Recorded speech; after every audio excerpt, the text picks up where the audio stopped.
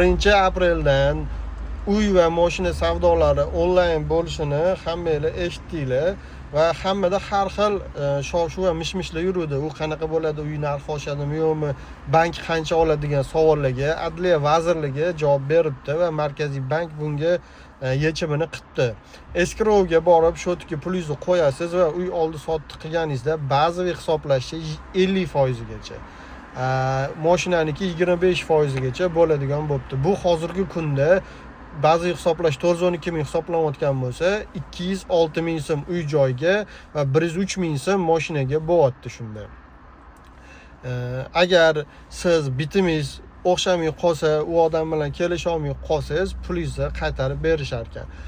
Bu aytilayotgan komissiya summasi faqat O'zbekistonning 9 ta davlat banklarida amal qilar ekan.